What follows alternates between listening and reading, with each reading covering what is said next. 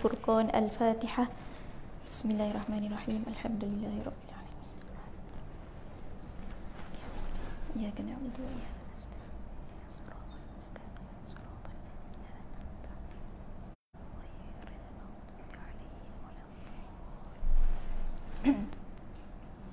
Amin amin ya rabbal alamin. Baiklah. Bismillahirrahmanirrahim.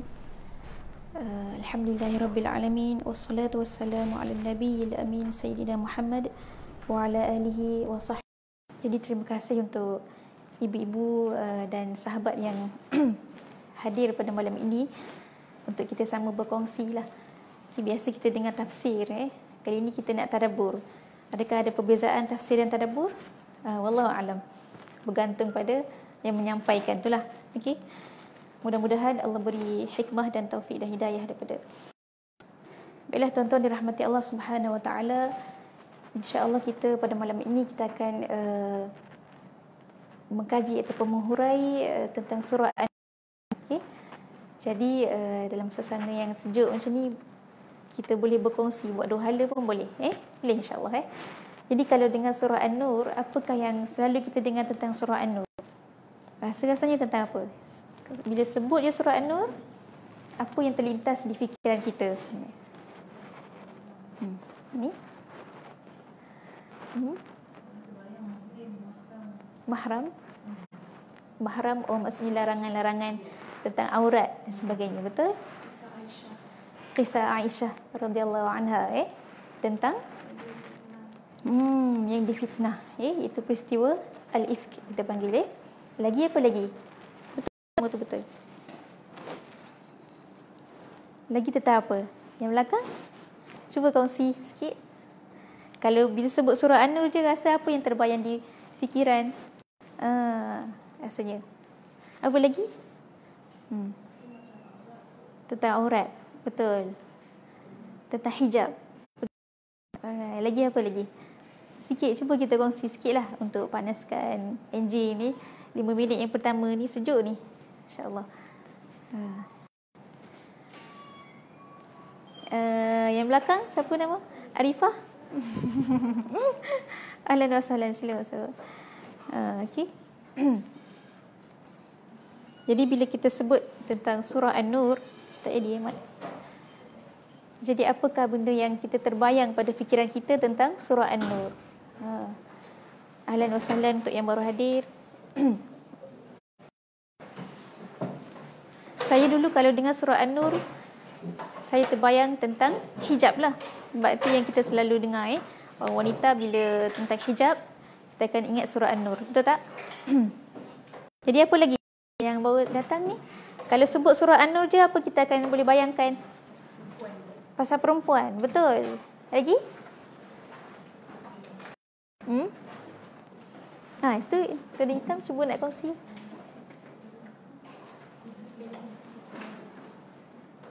Apa?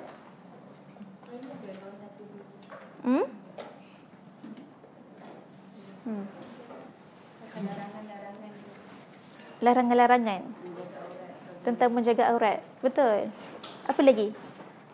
Cuba kongsikan. Sebab masih panas, masih sejuk lagi. So kita panas sikit lah tangan ni. Sila. Komputer. Pen drive. Ada sekejap.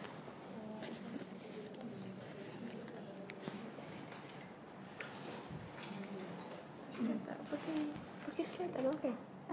Pakai slide tak? Boleh juga. Kalau ada slide lagi bagus kot. Tapi taklah complete.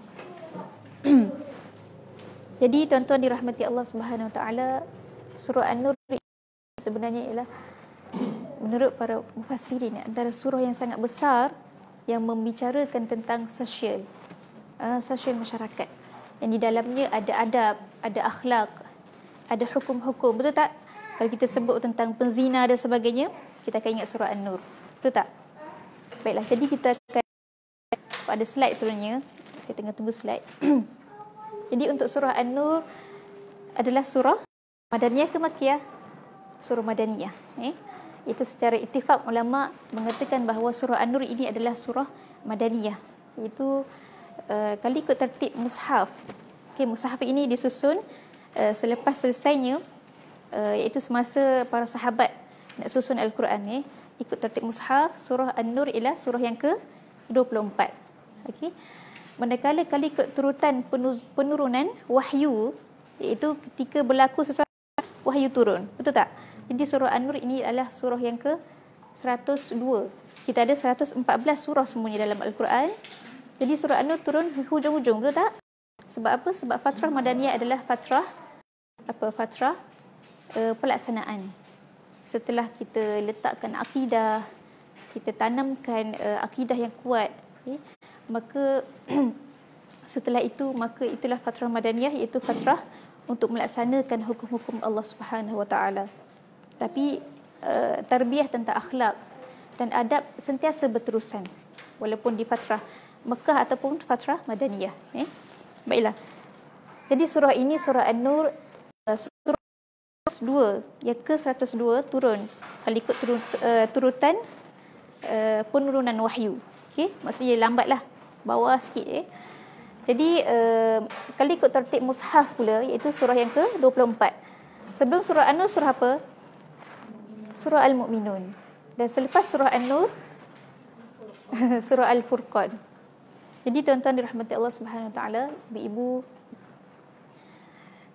cuba kita lihat perkaitan. Kita tengok hujung surah An-Nur, hujung surah Al-Mu'minun, iaitu sebelum surah An-Nur.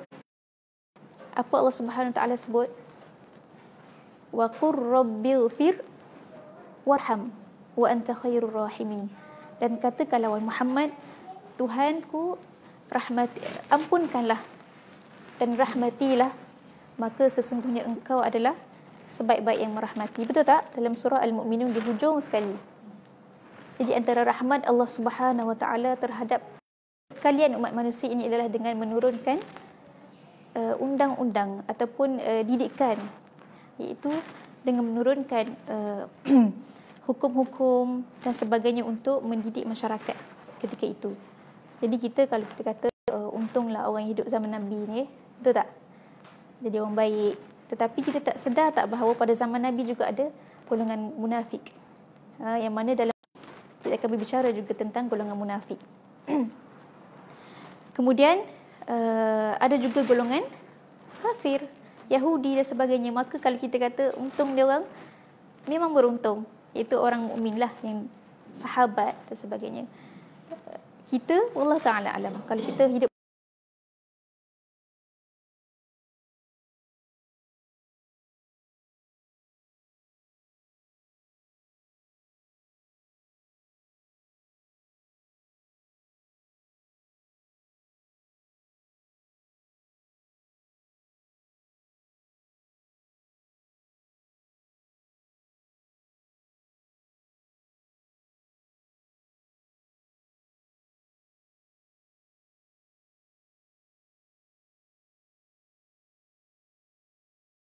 ini adalah suatu surah yang agung untuk mendidik masyarakat ketika itu. Jadi kalau kita bagi contohlah, bila kita hadir satu majlis, ramai yang datang, VIP, contohnya pensyarah-pensyarah, tapi yang kita sebut, yang kita nyatakan yang berbahagia contohnya, itu adalah orang yang penting ketika itu, betul tak?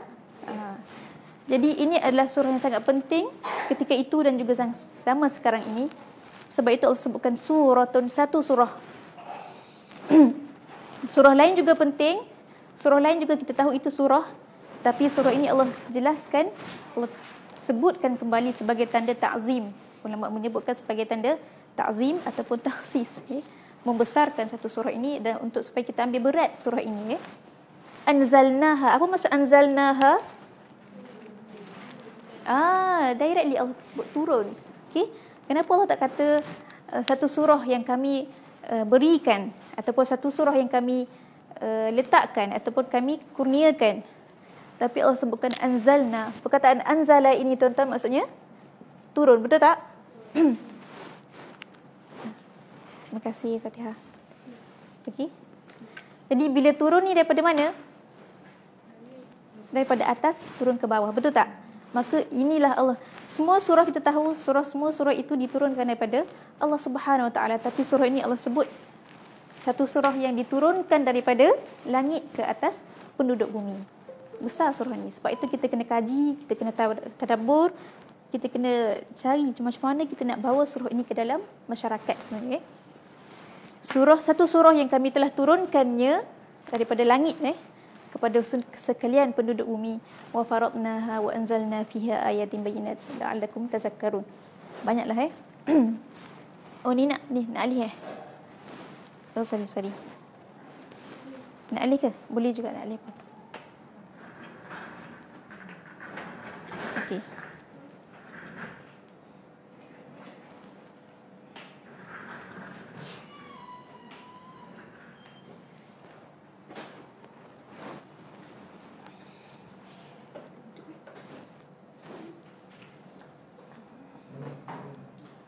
Okey, ini tadi yang kita sebutkan, iaitu di penghujung surah Al-Mu'minun, wa qur rabbil firarham rahmat. Maka ini adalah salah satu rahmat Allah Subhanahu Wa Taala dengan menurunkan satu surah sebagai panduan buat sekalian masyarakat. Bukan sahaja masyarakat Arab ketika itu, tetapi juga sehingga ke zaman kita sekarang ini. Berapa puluh tahun, berapa ribu tahun dah. Itulah mukjizat Nabi sallallahu alaihi wasallam. Mukjizat Nabi Musa terhenti pada zamannya, betul tak? Mukjizat apa lagi? Nabi Isa pada zamannya. Okay? Dan mukjizat para nabi yang lain juga pada zamannya. Tapi mukjizat Nabi SAW tidak terhenti dengan wafatnya Nabi SAW. Ia berterusan hingga ke ini. Bila saya sambung master ni, bila saya mengkaji tentang apa Al-Quran ni, sebab bila kita nak buat master, kita akan cari tajuk yang orang tak buat lagi. Kita fikir, mana dah semua orang dah buat rasanya, takkan mustahil. Tetapi Masya Allah, satu Al-Quran yang 30 juzuk ni, beribu-ribu, berpuluh ribu tesis, kajian. Tetap kita akan jumpa tajuk-tajuk yang tak buat lagi. InsyaAllah minggu depan saya akan bentangkan di UIA lah. Okay? Dan tajuk yang saya pilih. Jadi saya kagumlah, Masya Allah, macam mana Al-Quran yang satu ini boleh dikeluarkan daripadanya berpuluh-puluh ribu tesis, kajian dan sebagainya. Tajuk pula berbeza. Masya Allah. Okay? Hebatlah Al-Quran ni. Jadi surah ini kalau kita seorang guru, kita akan melihat, oh temanya tentang pendidikan. Kalau kita seorang ibu bapa, kita akan lihat tema parenting dalam ni. Jadi bergantung pada kita lah ketika itu. Sebab tu setiap orang berbeza. Bila dia tengok, dia tadabbur, dia rasa ni penting. Sebab dia ketika itu sebagai seorang ibu contohnya. Okey, jadilah. Baiklah. Jadi dinamakan surah ini surah An-Nur bersempena. Okay, menurut setengah ulama bersempena dengan ayat ini. Tuan-tuan, ayat ini adalah salah satu ayat yang memberi perumpamaan yang sangat indah. Siapa boleh jelaskan tentang ayat ini? Okey. Saya lah jelaskan. Okey. Baiklah. Bismillahirrahmanirrahim. Bolehkah kita baca ramai? Allahu nurus samawati wal ard. Cuba baca ramai. Allahu nurus samawati wal ard. Mathalu nurihi kamishkatin fiha misbah. Al-misbahu fi zujajah. Az-zujajatu ka'annaha kawkabun durriyun yuqadu min syajaratin mubarakah zaitunatin la syarqiyatin wala gharbiyah yakadu zaituha yudhi walau lam tamsashu nar nurun ala nur yahdillahu linurihi man yasha wa yadribullahu al-amthala linnas wallahu bikulli syai'in alim. Jadi Allah menyatakan Allah itu cahaya di langit dan di bumi. Betul tak? Perumpamaan cahayanya itu seperti satu al-mishkah, ini adalah satu lubang ataupun tempat untuk kita letakkan misbah. Misbah tu apa? Misbah itu adalah cahaya, itulah lampu. Lampu pula di dalam, macam mana kita nak lukis? Di dalam kaca. Mungkin kita boleh bayangkan macam ni, betul tak? Okey. Lampu kot. Okey. Az-zujajah. Okey, al-misbahu fi zujajah. Zujajah tu itu ialah Kaca Dia ada kaca. Az-zujajatu ka'annaha kaukabun durri. Kaca ini seakan-akan bintang bintang yang bergemerlapan. Bintang ni dia bercahaya ke dia dapat cahaya daripada luar? Dapat cahaya, betul tak? Hebat perumpamaan Allah bagi ni. Dia bukan bercahaya tapi dia dapat cahaya daripada luar, betul tak? Yuqadu min syajaratin mubarakah zaitunatin la syarqiyatin wala gharbiyah. Lampu ini kita hidupkannya dengan zait. Apa zait tu? Minyak. Zaitunah adalah minyak zaitun La syarqiyatin wala gharbiyah. Yang mana minyak ni sangat stabil. Tak hidup tempat yang terlalu panas sangat, tak juga tempat yang sejuk semasa. Sejuk kat mana? Sebelah kutub. Kutub apa? Kutub lah kutub. Okey. Maka itu adalah syajaratin mubarakah. Itu pokok yang yang blessed ataupun diberkati. Yakadu zaituha yudhi walau lam tamsashu nar. Okey. Jadi minyak tu sendiri boleh bercahaya sekalipun tidak disentuh oleh api. Nurun ala nur. Cahaya di atas cahaya. Light upon light.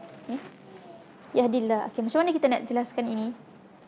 Iaitu perumpamaan. Okey, kita ni macam mana cantiknya bumi ini, macam mana cantiknya seseorang itu, apakah ia bermanfaat kalau tidak ada cahaya? Tak bermanfaat. Kita nampak tak? Kalau tak ada cahaya, tak nampak, betul tak? Walaupun benda sekeliling kita sangat cantik, kita berada dalam istana, tetapi kalau tak ada cahaya, kita boleh nampak? Tak nampak Begitu juga kalau soal pokok okay. Macam mana kita guna baja yang paling berkualiti sekalipun, tapi kalau kita tak guna cahaya, boleh hidup tak pokok tersebut? Tidak juga Penting cahaya, betul tak? Okey. Itulah cahaya fizikal yang kita nampak, betul tak? Matahari, okey, lampu dan sebagainya. Cahaya yang kita tak nampak ialah cahaya spiritual. Yang dalam ayat ini. Okey. Jadi al-misbah itu, lampu tersebut adalah umpama kita, fitrah kita. Fitrah kita secara benarnya adalah suci, betul tak? Fitrah yang suci. Okey. Manakala kaca ini pula adalah anasir-anasir ataupun penjagaan-penjagaan fitrah tersebut. Okey. Akal kita, macam mana dia berfikir, apa lagi? Kalau tidak berfikir dengan baik, maka adakah bila dia berhabuk az-zujajah, maka cahaya itu juga akan tak terlalu terang, betul tak? Sebab itu pentingnya az-zujajah ini ataupun kaca ini agar sentiasa digilap ataupun panggil apa? Dicuci, dilap dan sebagainya, sentiasa tidak berhabuk dan sebagainya. Dengan ilmu, dengan kita apa? Dengan membaca dan sebagainya untuk kemudian zait tadi, apa zait tadi? Minyak tadi. Minyak tadi umpama al-wahyu. Okey, umpama huda ataupun hidayah daripada Allah Subhanahu taala, wahyu. Al-Quran, As-Sunnah. Okey. Jadi tuan-tuan, nurun ala nur. Bila bertemunya cahaya itu, cahaya tadi, fitrah kita tadi, fitrah yang suci itu bertemu dengan nur yang kedua, iaitu nur daripada zait, daripada apa? Daripada minyak tadi, maka dia akan lebih terang, yang spark, yang jauh lebih besar lagi terangnya. Betul tak? Kalau kita lampu saja, contohnya lah, okay, kalau kita letak saja lampu, tapi kalau kita letak minyak ke dalam tu, dia boleh jadi terang lebih besar lagi. Nurun ala nur, cahaya di atas cahaya. Bila datangnya zait tersebut, iaitu al-wahyu minallah, wahyu daripada Allah Subhanahu taala, dan bertemu dengan fitrah kita yang sebenarnya suci itu, maka dia akan jadi spark. Panggil apa? Gemerlapan yang lebih, yang sangat hebat. Itulah perumpamaan Allah Subhanahu taala nak sebutkan bahawa cahaya hidayah itu nurus samawati wal ard. Okey, pentingnya kita pertama sekali memelihara az-zujajah ini, kaca tadi. Akal kita sentiasa biar ia berfikir tentang perkara-perkara yang sahih, perkara-perkara yang baik. Okey, kita gilap dia dengan ilmu, dengan menuntut ilmu. Bukan sekadar kita berzikir biasa saja. Kita nak kena berilmu, kita sentiasa membaca dan sebagainya, ataupun kita banyakkan zikir dan ibadah supaya ia tidak dasti, supaya tidak berhabuk. Dan fitrah yang kita ini kat dalam ni, supaya ia sentiasa bersinar lagi, ialah kita tambahnya dengan Al-Quran dan As-Sunnah. Okay? Itulah sebenar-benar cahaya yang bermanfaat. Jadi inilah perumpamaan yang sangat indah daripada Allah Subhanahu Wa Taala. Okey. Jadi kalau matahari itu terbit, okey, maka kita bercahaya, betul tak? Kita nampak terang semuanya. Tetapi kalau tidak ada matahari, macam mana kita nak buat cahaya itu? Struggle, betul tak? Kita struggle untuk hidupkan untuk melihat sesuatu. Akan struggle untuk menghidupkan, kita guna batu dan sebagainya, struggle, betul tak? Tapi adakah dia bercahaya juga? Bercahaya sekejap, kemudian dia padam, betul tak? Jadi sebab itulah kita memerlukan cahaya daripada luar, daripada Allah Subhanahu Wa Taala. Itulah yang sebenar-benarnya, yang cahaya yang sebenar-benarnya. Okey, baiklah, bismillah. Jadi sebelum datang sini, dah tengok tak surah An-Nur tadi? Sempat tak? Sebab tadabbur ialah marhalah yang terakhir. Kita ada, pertama sekali kita ada apa? Tilawah, betul tak? Kemudian kita ada, siapa yang selalu datang kuliah-kuliah Ustaz Syari dan sebagainya, mungkin boleh ingat. Kita ada apa lagi selepas tilawah? Terjemah, kita baca terjemahan. Oh, tak ada ni. Selepas terjemahan, kita baca. Okey. Kita baca tafsir. Dan last kali kita tadabbur. Tafsir ini sebagai contoh, kita baca tentang sebab turun ayat dan sebagainya. Tapi kalau kita nak dapatkan ibrah, maka kita kena keluar daripada sebab itu. Bukan turun sebab Aisyah saja, tetapi rupanya untuk ibrah kepada kita juga. Contohnya tadabbur. Jadi ini adalah step untuk ke arah tadabbur yang sahih, untuk tadabbur yang sebetulnya. Okey. Baiklah tuan-tuan dirahmati Allah. Setelah suratun anzalnaha, apa ayat yang kedua bermula dengan? Ayat yang kedua bermula dengan? Cuba buka kita tengok Quran. Az-zaniyatu waz-zani, masya-Allah. Okey. Directly setelah itu Allah sebut masalah yang besar dalam masyarakat ialah zina. Okey. Kenapa kita terfikir kenapa tidak sebut masalah bunuh? Kenapa bukan masalah curi, bukan masalah apa lagi? Sebab tuan-tuan rahmati Allah SWT, zina itu implikasinya adalah sangat besar. Adakah zina itu dosa personal saja? Tidak. Tapi apa implikasi besarnya? Keturunan, betul. Di dalam surah Al-Isra, ayat saya lupa ayat berapa, tapi disebutkan wala taqrabu az-zina innahu kana fahishatan wa sa'a sabila. Ayat selepas dia apa?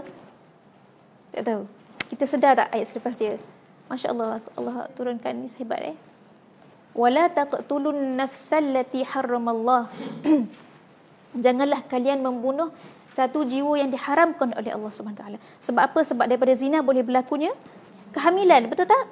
Bila berlakunya kehamilan yang tidak diingini ataupun tidak diduga itu, maka bolehnya berlaku keguguran ataupun keguguran, pembunuhan. Banyak, betul tak sekarang ni? Masya-Allah. Allah turun dengan direct. Selepas zina itu, Allah terus tegur itu, jangan bunuh satu jiwa yang diharamkan oleh Allah Subhanahu Wa Taala. Sebab apa? Sebab implikasi zina ialah bukan sekadar orang tersebut mendapat cumbuhan, betul tak wanita? Tapi ia juga boleh menyebabkan pembunuhan. Pembunuhan satu jiwa yang tidak berdosa, yang mana Allah turunkannya mengikut tertib di dalam surah Al-Isra. Kemudian kita lihat kenapa didahulukan az-zaniyatu. Kalau kita belajar bahasa Arab, az-zaniyatu ialah penzina wanita. Apa dalam fikiran kita yang selalu kita dengar sebelum ini? Sebab wanita itu apa? Punca, betul tak? Betul. Itu juga ada ulama mengatakan sebab apa? Sebab wanita itu punca kepada masalah zina. Tetapi yang lebih besar daripada itu adalah menunjukkan Al-Quran ini sangat i'tana ataupun sangat mengambil berat tentang wanita. Sebab apa? Sebab kesan zina itu paling besar adalah kepada wanita tersebut. Dia bukan sahaja mendapat serangan mental, ya, betul tak? Orang cemuh dia, orang tak nak kahwin dengan dia. Tetapi dia juga akan mendapat satu masalah fizikal lain, iaitu kalau dia hamil, betul tak? Dia akan mendapat tekanan yang banyak. Tekanan itu bukan sahaja pergi pada dia, tapi anak dia juga. Jadi sebab itu azaniyah tu disebutkan zaniyah dahulu. Penzina wanita ambil berat. Sebab apa? Sebab kesannya pada kamu yang lebih besar. Lelaki tu boleh saja lari, betul tak? Dia boleh berdikari, wanita ni macam mana? Kalau lagi mengandung, nak cari rezeki lagi, ya Allah. Besar benda ni. Sebab itu kita kena sampaikan pada masyarakat tentang surah An-Nur supaya masyarakat ambil berat. Kita tak naklah berlaku banyaknya pembunuhan anak-anak yang tidak berdosa, betul tak? Jadi daripada ayat 1 hingga 26 ini, ya, itu daripada ayat surah Anzalnaha sehinggalah ini surah An-Nur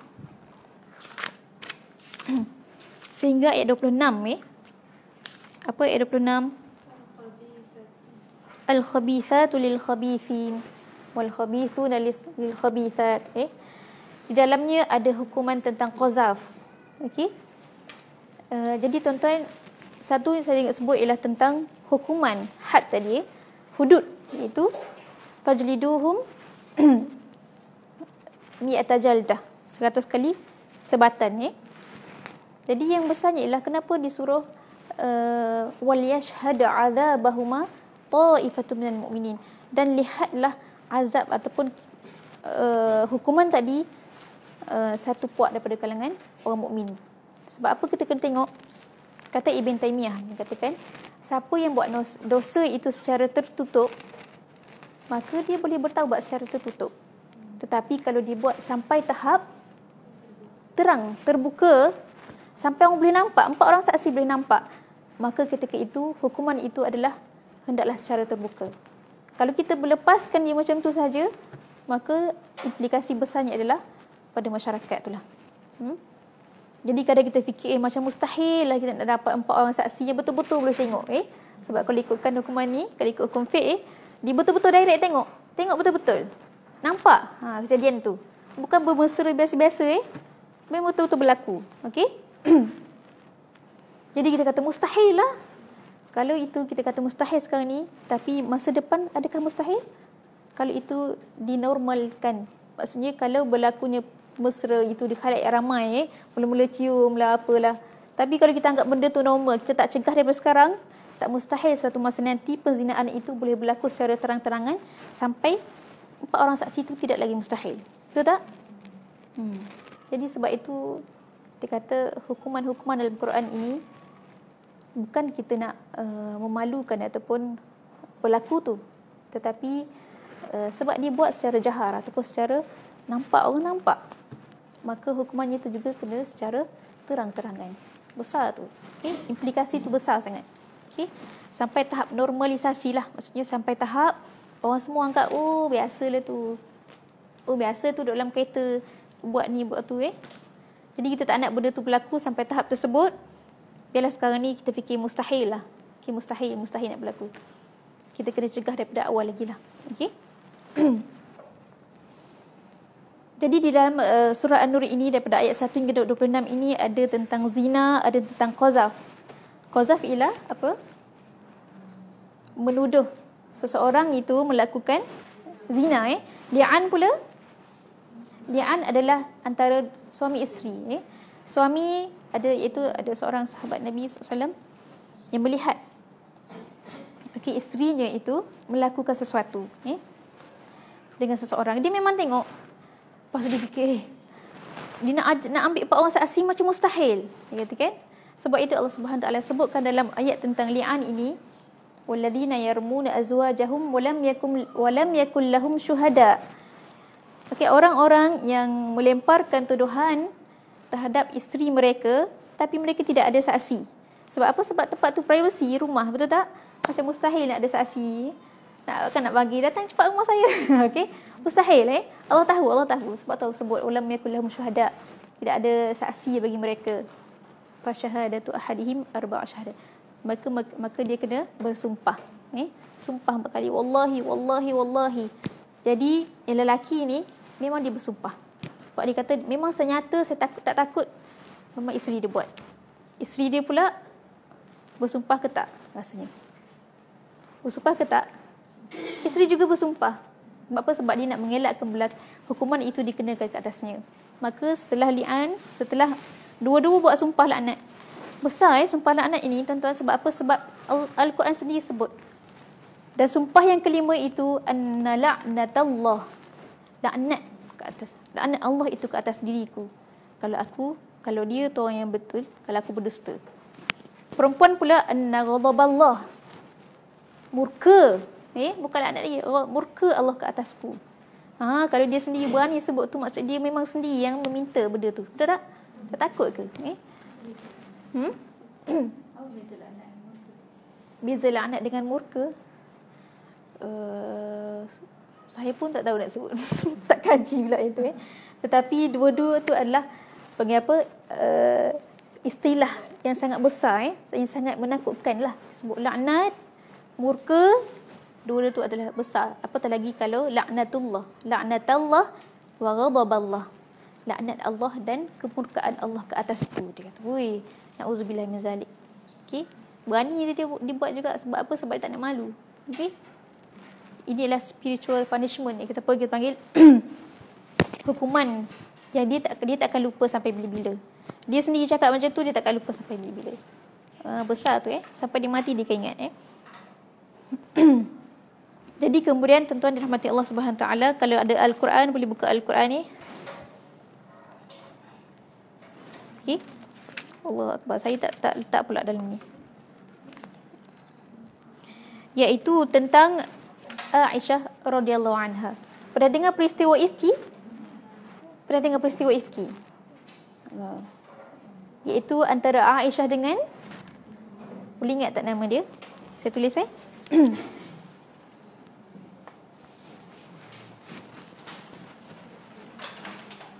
Nak terangkan ke peristiwa ni ke terus pada tarabur je? Boleh terangkan sikit Iaitu setelah berlakunya peperangan dengan Bani Mustalik. Jadi bila dalam perjalanan pulang, boleh ingat kan rasanya. Jadi Aisyah nak lepaskan hajat, maka dia pergi turun daripada apa kita panggil ni, yang dibawa oleh orang tandu okey. Jadi turun, kemudian dia datang balik, kemudian dia teringat, tinggal rantai. Dia sayang rantai tu, okey. So dia pergi cari sekejap. Bila dia datang balik, tengok tak ada dah. Okey, jadi dan memang rule dalam askar itu kena ada seorang yang lambatkan sikit perjalanan dia, lebih kurang 1 mile macam tu, untuk dia tengok apa itu dicil. Dia tengok, dia tahu Aisyah radhiyallahu anha. Tapi tidak ada satu perkataan pun keluar antara mereka selain pada innalillahi wa inna ilaihi raji'un. Safwan ibn Mu'attal tersebut, dia tahu Aisyah, okey. Dan perkataan pertama yang keluar daripada mulut dia ialah innalillahi wa inna ilaihi raji'un. Allahu akbar. Dia kata. Aisyah tak berbicara langsung, dia kata tidak ada perkataan yang keluar antara kami selain daripada istirja tadi. Selain daripada innalillahi wa inna ilaihi raji'un. Itu sahaja. Okey. Jadi Safwan turunkan untanya, Aisyah naik, kemudian bergerak sampai dapat kejar para askar tadi, tentera. Jadi Abdullah ibn Ubay ibn Maslul, boleh kenal tak nama ni? Nama dia Masya Allah, disebut-sebut daripada zaman Nabi hingga ke zaman kini. Besarnya peranan dia tu, sampai nama dia disebut, sampai setiap orang daripada kita ni jadi saksi dia ke akhirat nanti. Allah Akbar. Betul tak? Besar peranan, maksudnya benar besar tu dosa dia tu, sampai nama dia disebut sampai kini kita disebut. Abdullah ibn Ubay ibn Maslul, Zaim al-Munafiqin, iaitu ketua para orang munafik. Dia ambil peluang tu, terus dia mengatakan Safwan dan Aisyah dia melakukan perkara yang tidak baik. Betul tak? Masya Allah. Jadi tuan-tuan, tuduhan itu bukan sahaja efeknya pada Aisyah. Efeknya pada Nabi SAW. Macam mana ni, orang rumah sendiri kau tak jaga? Apa masyarakat kata orang rumah sendiri tak jaga, macam mana nak berjaga umat manusia? Okey, kemudian Abu Bakar As-Siddiq, sahabat Nabi yang paling hampir. Anak sendiri tak jaga. Okey, Ruman, apa? Zaujah Abu Bakar, isteri pada Abu Bakar As-Siddiq. Anak tak jaga. Macam mana boleh mengkhianati Rasulullah? Kemudian pada Safwan ibn Mu'attal juga. Tekanan dia dapat. Dia seorang mujahid yang ikhlas di jalan Allah SWT, tapi dituduh dengan mengkhianati Rasulullah SAW. Ya Allah. Jahat Abdullah ibn Ubay ni. Kesian. Ramai yang kena tu. Nabi, Aisyah, Abu Bakar, ibu dia, Safwan. Dan ketika itu, sebab dalam tempoh sebulan itu tidak ada wahyu yang turun ni, semua menunggu. Semua bertunggu. Jadi sampai Nabi tanya Aisyah macam mana, kalau betul buat, bertaubatlah pada Allah Subhanahu Wa Taala. Masya Allah, Aisyah dah menangis dah.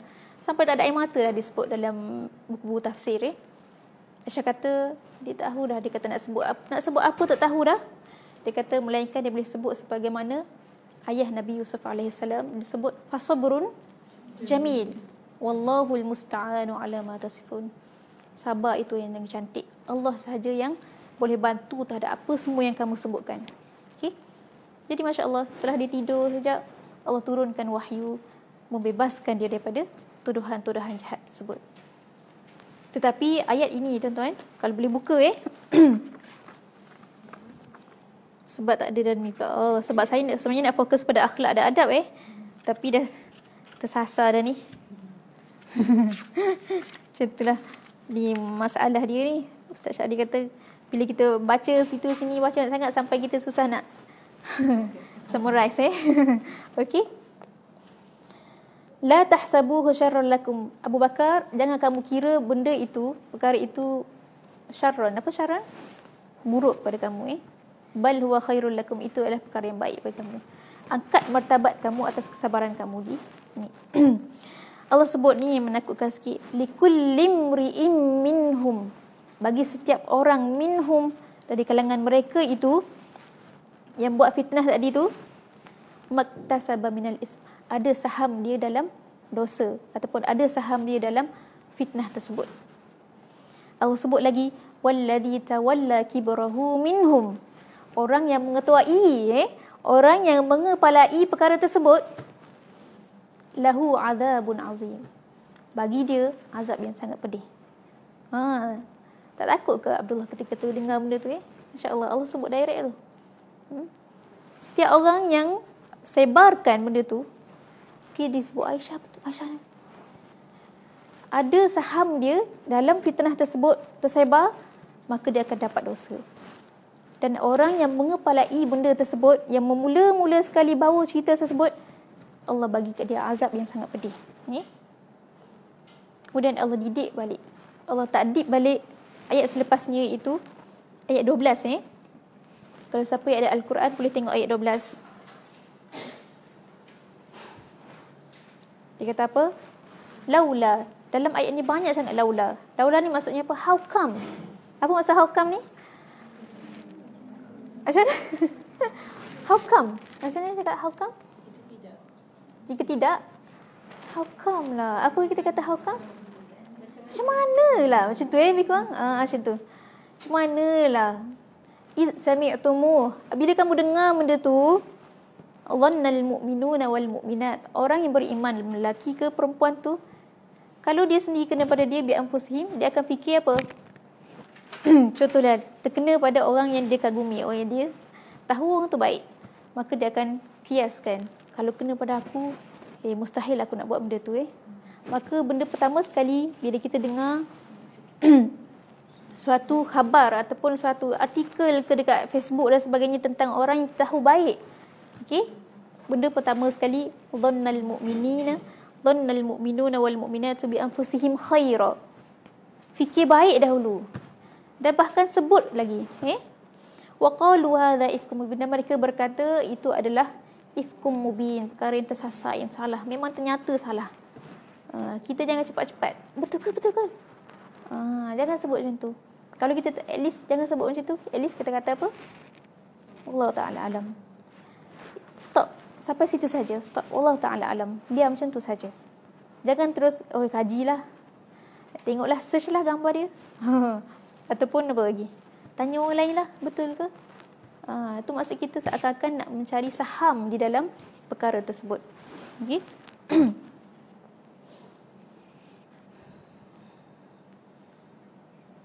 Kemudian ayat 15, kita tengok idtalaqawnahu bialsinatikum.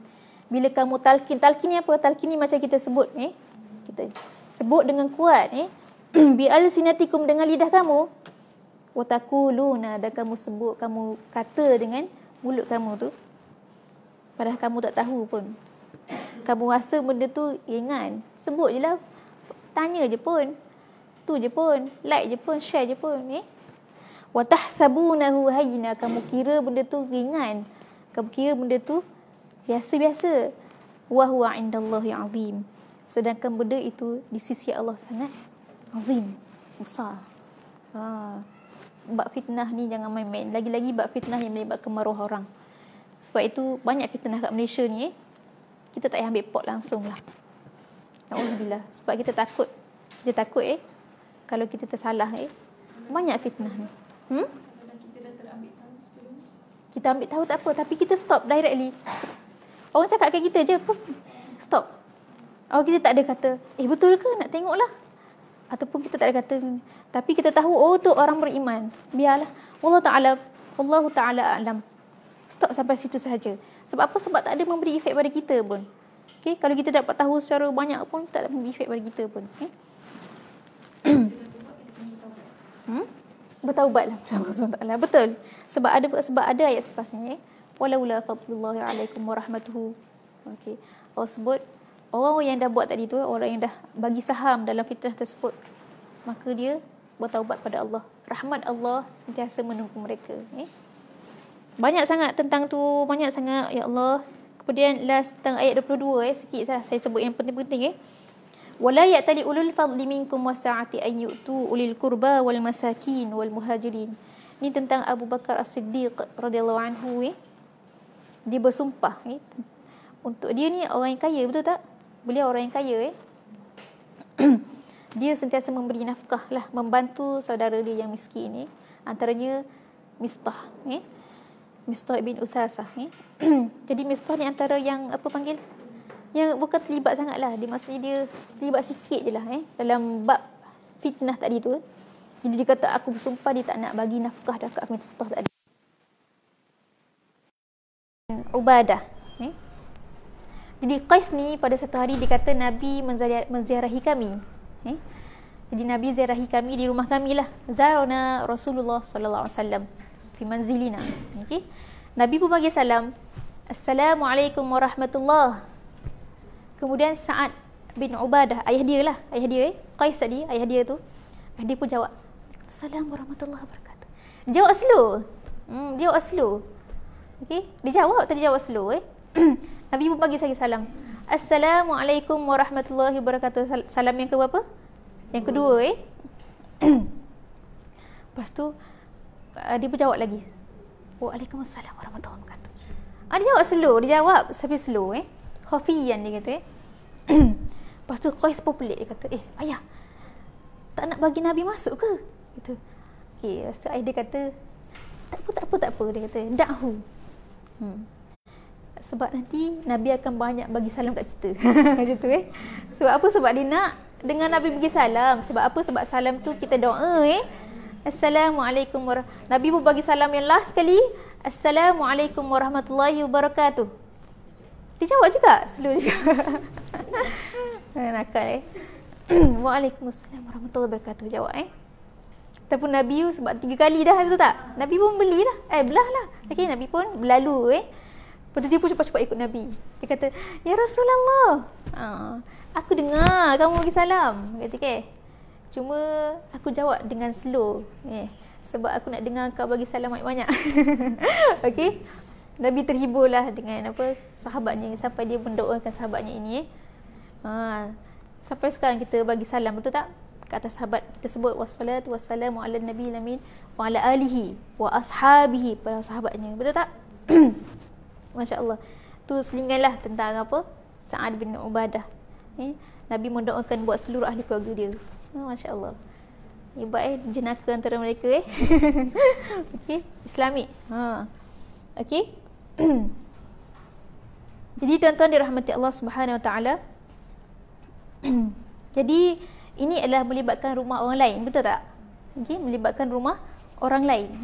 Dalam ayat di hujung surah ini ada juga, tetapi melibatkan salam dalam rumah sendiri. Bukan salam lah, minta izin. Okey. Tastanisu ini iaitu para ulama ataupun para kita terjemahkan kepada meminta izin, betul tak? Sehingga kamu meminta izin. Okey. Yang lebih indah lagi ialah perkataan tastanisu ini adalah Anisa. Anisa maksud dia apa? Gembira, fariha, ataupun dia rasa happy lah. Maksud dia dengan kedatangan kita dia happy. Dia bukan sekadar mengizinkan, muka dia juga bercahaya, gembira. Wah, datang macam tu. Tapi kalau maksudlah maksud susah hati je, adakah diizinkan tu sebenarnya? Tak. Maka kita ketika itu tastanisu. Kita tengok baik-baik tastanisu ke tak sebenarnya. Digembira ke tak sebenarnya dengan kehadiran kita. Okay, sebab apa? Sebab Quran bila kita pergi rumah orang, dia kena gembira tengok kedatangan kita. Bukan sekadar minta izin untuk masuk, pergi salam, tapi kita juga kena interpret perasaan dia ketika itu, emosi dia ketika itu. Dia happy ke tak dengan keadaan kita ni? Macam tu. Manakala ayat yang ada belakang sikit iaitu apa dia? Iaitu minta izin, hendaklah dalam kalangan kamu tu bila kamu nak masuk bilik. Macam mana ayat dia? Wal yasta'zin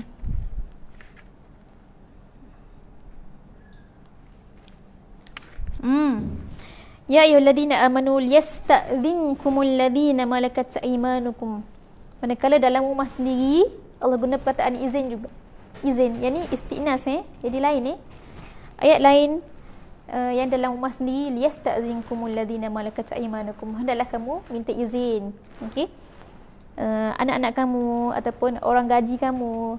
Okey, bila dia nak masuk ke bilik kita ni, ada 3 waktu dia kena minta izin. Okay. Tapi tak happy pun tak apa. Kalau yang ni kita kena happy bila pergi rumah orang dia kena happy.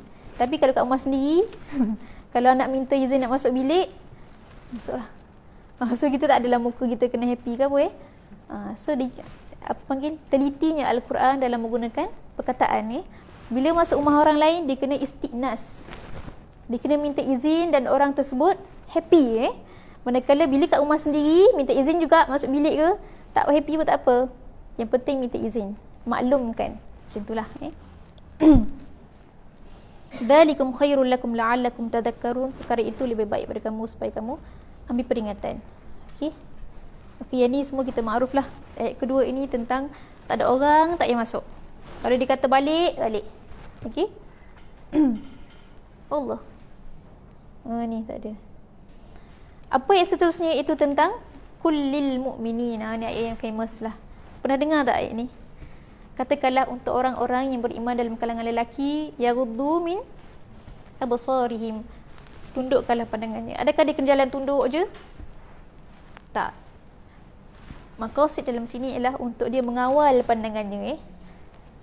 Okey. An-nazarah, iaitu dia melihat. Pandangan yang pertama dia melihat tak apa. Tak apa. Tapi kalau kita ikut pandangan kedua, dengan itu, maka itu kena ambil berat sikit lah. Sebab apa? Sebab daripada pandangan boleh membawa kepada kat bawah. Itulah.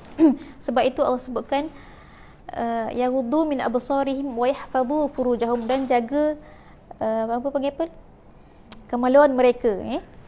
Pendek je, betul tak? Ayat tentang ayat kepada orang mukmin, orang lelaki ni pendek je. Tetapi tengok ayat selepas tu kepada orang yang beriman dalam kalangan perempuan, panjang ke pendek? Berapa kali ganda agaknya daripada ayat kepada lelaki? 3 kali ganda. Masya Allah. Okey. Wa kullil mu'minati yaghdudna min absarihin wa yahfazna furujahun. Lagi? Apa lagi? Lepas tu? Wala yubdina zinatahunna illa ma dhahara minha. Panjang betul tak? Masya-Allah. Sebab apa pada lelaki pendek pada perempuan panjang? Siapa boleh kongsikan? Cubalah kongsi sikit sebab merasa mesti pernah dengar ni. Betul tak? Pernah dengar? Cuba kongsi sikit. Rasa sebab apa? Oh. Sebab orang perempuan satu nafsu tapi macam mana? Lelaki satu nafsu, 9 akal. Oh, okey. Lagi-lagi? Betul, perkongsian yang menarik tu. Cuba kongsi. Kat belakang? Apa? Mesti selalu dengar tentang kenapa pendek je pada lelaki ni. Perempuan panjangnya, masya-Allah. 3 kali ganda daripada lelaki. Sebab apa rasanya? Lelaki tak suka cakap banyak. Masya-Allah. Ni tanda Allah Subhanahu Wa Taala sangat teliti, sangat menyayangi orang kita ni, perempuan-perempuan ini. Allah sebut detail sangat pada dia. Okey? Orang perempuan memang suka detail. Betul tak? Dia tak nak suami dia kata jawab okey je. Okey. Betul lagi K saja Dia nak okeylah sayang, terima kasih, insya-Allah nanti jap lagi abang balik macam tu. Okey? Jadi masya-Allah, Allah tahu fitrah kita, betul tak? Sebab fitrah itu sendiri adalah makhluk Allah Subhanahu Wa Taala. Betul tak? Perasaan itu sendiri adalah makhluk Allah Subhanahu Wa Taala. Kita ni semua ni, fitrah kita, perasaan kita, jiwa kita, bukan kita sahaja makhluk. Mereka dalam tu pun makhluk Allah Subhanahu Wa Taala. Okey? Jadi betapa Allah sayang bila saya belajar tentang tamadun manusia. Tamadun India, tamadun Parsi, tamadun Rom, tamadun Babylon, tamadun apa lagi? Boleh sebut tamadun? Banyak tak tamadun? Tidak ada satu pun tamadun yang menjaga hak, yang menyebutkan keistimewaan wanita selain pada tamadun Islam. Tidak ada satu pun. Kita orang bentang seorang bentang tamadun ni, tamadun tu. Ya Allah, bila pergi pada wanita je, tak ada apa. Semuanya merendah-rendahkan wanita. Kilang buat anak kata. Okey. Tapi datangnya tamadun Islam, masya-Allah. Wanita, ibu tu martabat yang paling tinggi, betul tak? Hebatlah Al-Quran ni. Dia tahu kita macam mana.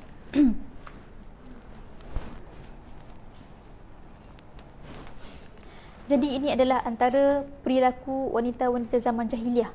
Iaitu satunya ialah bila dia suka jalan dekat orang ramai, orang lelaki, jalan dekat at-tariq, dekat street lah kita panggil. Dia suka buka lah, kita kata buka ni, dia nak suruh nampak.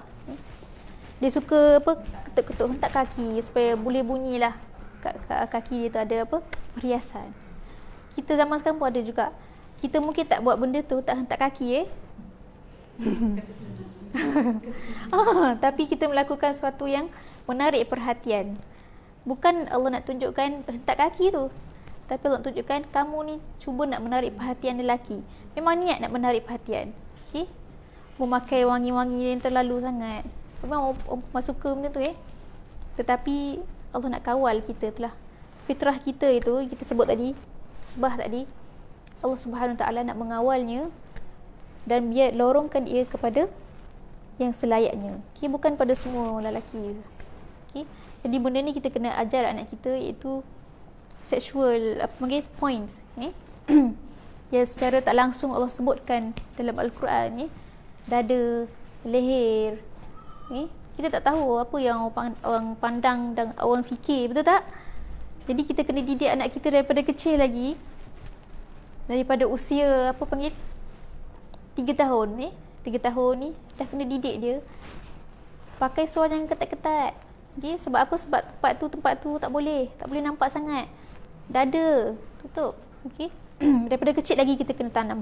Tak apa, tak pakai tudung lagi tak apa. Cuma kita kena sebut selalu apa part-part yang boleh mendatangkan kegairahan daripada kaum lelaki. Okey. Jadi antara akhlak yang disebutkan ialah agar kita menundukkan pandangan ni, bukan nak suruh tunduk je, tapi maqasid ataupun tujuan di sebalik itu adalah untuk menjaga pandangan tadi itu. Okey. Masalah zaman sekarang ni terlalu banyak pornografi, betul tak? Benda tu susah kita nak buat. Sebab apa? Sebab benda tu ada kat mana-mana sahaja. Zaman dulu kat CC je pergi kat sisi tu. Tapi zaman sekarang di mana-mana sahaja. Okay. So untuk perkara pertama untuk mengelakkan zina ialah menjaga mata tersebut. So kita kena ajar anak-anak mata tersebut jangan tengok benda-benda tak baik. Jangan pandang lama-lama pada perempuan contohnya. Ya Allah, masalah pornografi ni masalah yang sangat menakutkan lah. Okay. Daripada kecil budak-budak boleh buat Kalau kita terbiasa, tanpa kita sedari kita telah menanam sebenarnya kita telah grooming, panggil apa? Grooming syahwat mereka Mereka ada juga fitrah tersebut kecil. Tapi kalau kita bagi dia orang tengok cerita-cerita, kita tengah tengok movie mereka pula tengok sama-sama dengan kita. Ada adegan-adegan yang tak baik. Kita pula orang faham tak apa biasa. Tetapi budak-budak macam tu. Lepas tu kita cakap pula ke dia, tutup mata. Dia tutup mata dalam keadaan dia curious Betul tak? Dia ada perasaan nak tahu apa benda Antara grooming yang kita tak sedari sebenarnya. Bagi dia tengok drama-drama. Bagi dia tengok cerita Esa Anai dengan siapa yang lelaki tu? Semua yang berkaitan yang ada dengan lelaki perempuan. Maksudnya kita telah grooming slowly grooming apa fitrah yang ada dalam diri dia tu. Kena ambil berat benda tu. Saya takut juga sebab kadang kita terlepas pandang anak tengok movie, tengok drama kat TV3 sebagainya takutlah benda tu. Oh lama dah ni, pukul apa dah ni? Tengok dah. Pukul apa dah? 9 suku dah. Habis pukul apa? 9.30.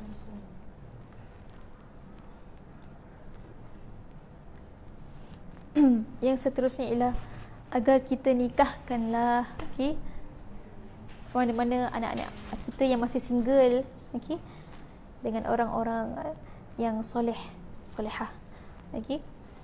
Kalau dia tak mampu pun Allah Subhanahu Wa Taala akan kayakan dia.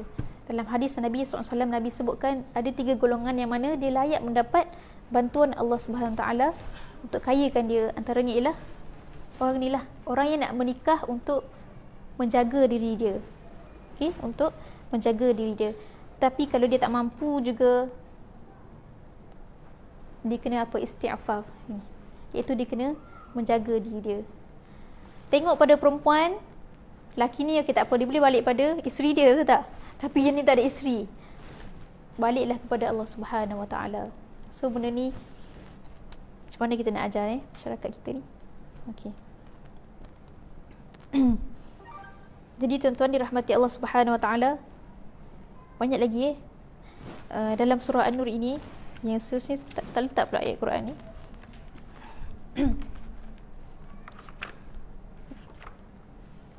Ayat yang seterusnya ada Quran ke?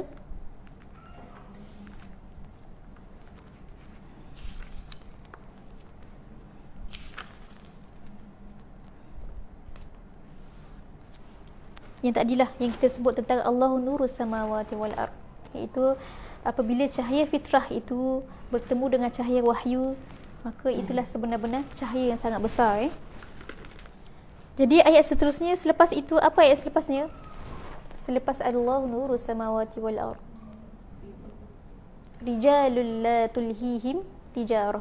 Betul lah, bila dah ada cahaya bila dah siang hari, apa dia buat? Orang lelaki buat kerja lah, betul tak? Tetapi kerjanya itu tidak melalaikan dia daripada mengingati Allah Subhanahu Wa Taala, solat dan juga menunaikan zakat. Solat itu adalah perhambaan dia dengan Allah Subhanahu Wa Taala, tapi zakat itu adalah apa? Iaitu hubungan dia dengan manusia, dengan masyarakat. Masya-Allah. Dan di bawah sikit lagi tu Allah sebutkan tentang orang-orang yang kafir. A'maluhum, amal-amal mereka itu kasarabin. Apa maksud sarab? Fata morgana. Apa fata morgana sebenarnya? Bayangan ni, iaitu dia nampak daripada jauh, nampak macam ada mata air. Tapi bila dia pergi, iaitu dia kat dunia ni buat baik, dia rasa macam banyak je kebaikan dia buat. Tetapi bila dia pergi tengok balik, ya Allah, tak ada apa-apa sebenarnya. Itulah Allah beri perumpamaan kepada amal-amal orang kafir tadi. Jadi tuan-tuan dirahmati Allah SWT, banyak lagi tentang adab Yang paling besar juga kita nak sebut ialah tentang ayat 58. Okay. Saya tak tulis lagi kat sini. Ya ayyuhalladzina amanu liyasta'dhinkumul ladzina malakat aymanukum. Hendaklah meminta izin orang-orang yang di bawah kita ni sama ada orang gaji kita ke ataupun anak-anak kita, salasa marrat, 3 keadaan. Apa waktunya? Yang pertama, sebelum waktu solat subuh. Bukan sebelum subuh, bukan sebelum azan subuh tu tapi waktu tu lah. Waktu waktu tidur tu Kemudian yang kedua, ketika zuhur. Sebab apa? Sebab masyarakat ketika itu waktu zuhur tu panas. Di Sahara Sahara kita kata, padang pasir panas dia akan buka baju, dia akan supaya ini. Maka anak-anak kita kena didik dia untuk dia minta izin bila nak masuk bilik dan sebagainya. Apa sebenarnya maksud di sebalik minta izin ni? Ada betul ada. Apa sebenarnya maksud di sebalik itu? Cuba. Privacy, betul? Pandangan, betul. Iaitu supaya anak-anak terpelihara pandangan dia daripada melihat sesuatu yang tidak baik, betul tak? Jadi di sebalik minta izin ni, apa yang kita tak nampak ialah anak-anak ini sebenarnya sudah dipisahkan daripada bilik tidur awal lagi. Kalau tak dipisahkan, apa nak minta izin, betul tak? Jadi sebenarnya Al-Quran ajar kita bahawa pisahkanlah anak kamu. Kalau dia dah mula memayis, dia boleh mula nampak, dia boleh fikir dah, dia boleh gambarkan kepada kawan-kawan dia, dia boleh sebut mak dia macam ni, maka ketika itu kita kena pisahkan anak kita daripada tempat tidur. Kalau kita tak pisahkan, kenapa Al-Quran suruh minta izin, betul tak? Tandanya apa? Tandanya daripada awal lagi Al-Quran suruh pisahkan anak kita daripada tempat tidur. Kita tak nampak benda ni sebelum ni. Penting Dan last kali ialah ba'di solatil isya, setelah solat isya, waktu tidur lah. Iaitu 3 waktu aurat, ketika 3 waktu yang aurat kita mudah terdedah. Tawafuna alaikum. Okey. Dan apabila seorang anak-anak kamu itu telah sampai umur dewasa, maka hendaklah mereka juga meminta izin seperti orang-orang dewasa lain. Okey. Kemudian orang-orang tua yang telah putus haid, yang tidak ada lagi syahwat dan sebagainya, maka dia boleh sahaja berpakaian biasa-biasa, tapi masih lagi menjaga kehormatan dia. Bukanlah kata terus pakai bikini Masya-Allah. Orang tua tu. Dah tak ada tu semua tu. Kalau kita tengok orang yang nyanyuk sebagainya, ada tak dia boleh berfikir? Dia kita sebab Allah Subhanahu Taala tidak menetapkan had umur dan sebagainya, maka kita tengok sendirilah macam mana orang tersebut.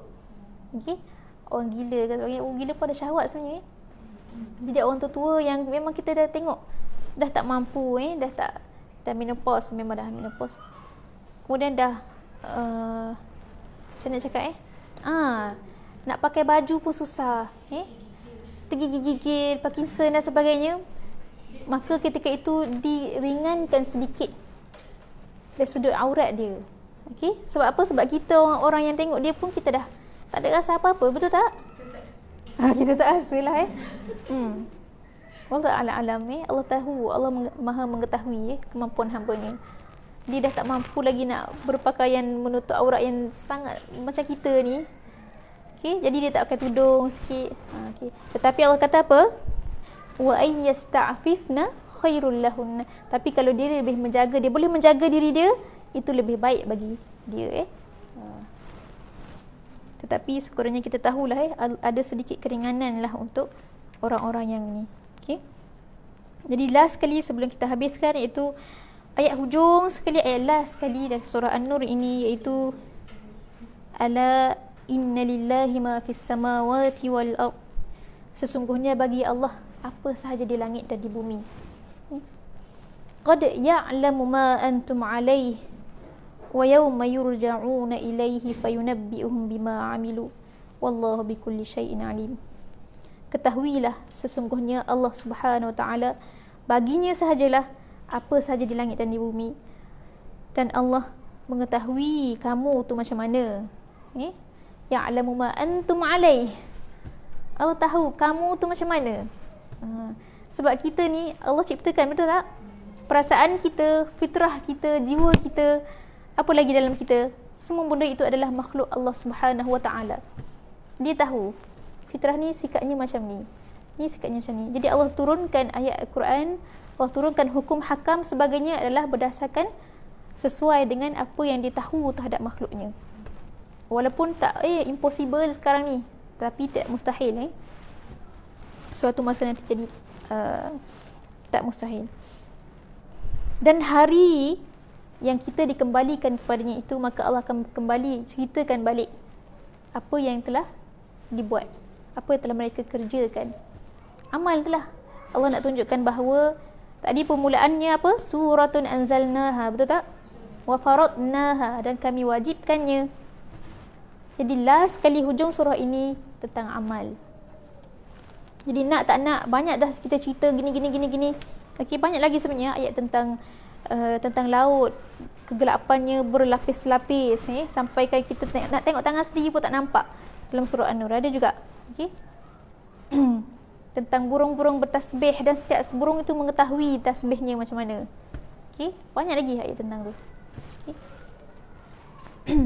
Jadi yang paling besar sekali adalah setelah ilmu itu adalah amal. Tu yang paling besar sekali. Kesukaran untuk pergi belajar contohnya. Kesukaran untuk faham. Dan kesukaran yang ketiga adalah kesukaran untuk amal. Itu yang paling besar sekali. Dan selepas amal itu adalah kesukaran untuk istiqamah. Betul. Kesukaran untuk menyampaikan kepada orang lain. Jadi paling kurang sekali kita amalkanlah untuk kita di rumah, untuk anak-anak kita, untuk cucu-cucu kita.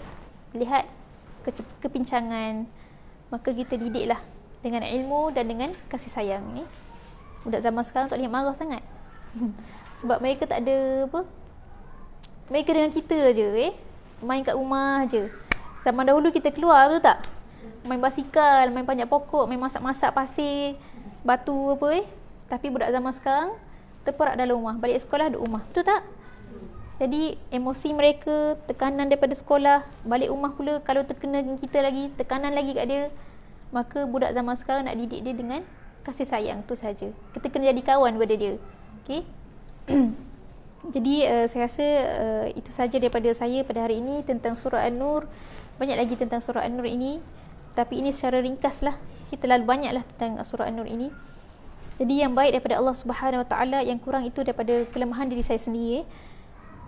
Wabillahi taufiq wa hidayah. Wassalamualaikum warahmatullahi taala wabarakatuh. Ada apa-apa komentar ataupun pertanyaan boleh nyatakan ni?